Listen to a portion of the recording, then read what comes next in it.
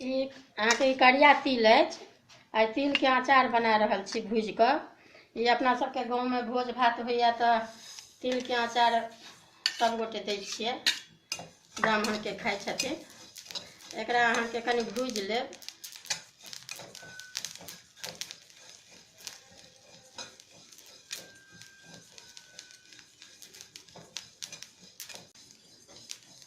तिलके अचार भूजि कऽ बनै छै, पीस कऽ मिक्सीमे पीस दियौ या पुट पुट करै छै तऽ बुझियौ जे भऽ गेल, बेसी नहि भुजाइ छै। अभी भऽ गेल, ई भुजा गेल।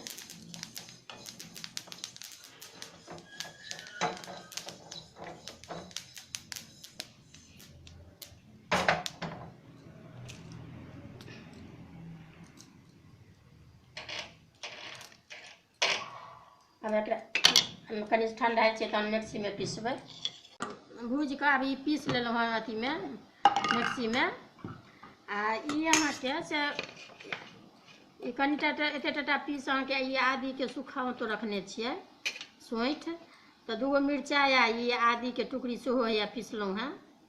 ई तऽ ई मिला रहल छियै, आदी आ मिरचाइ बुकनी पीस कऽ।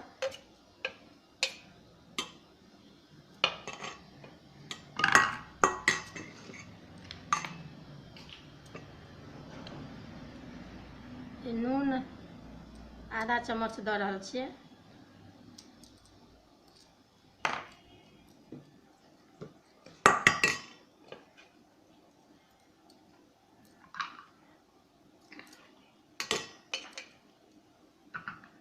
ई नेबोके अहाँके एहिमे एगो नेबो लागि जायत गाड़ि कऽ रस ओकर, तऽ नेबो गाड़ि कऽ रस मिला दियौ।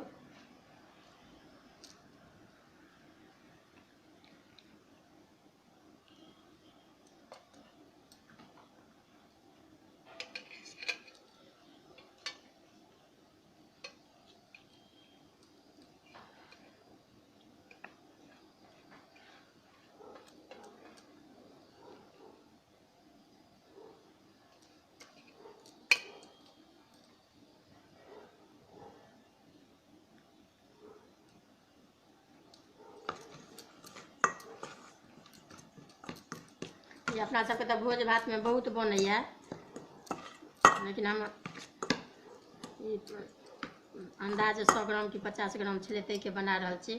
आब ई सब चीज दैए देलियै एहिमे, देखलियै। आब ई तेल अहाँके कनिक सेहो 2 चम्मच अंदाज।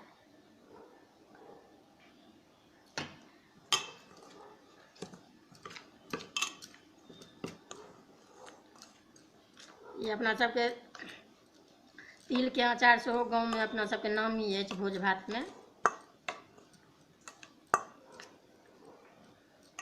ई खाइमे अहाँके इहो बहुत नीक लागत।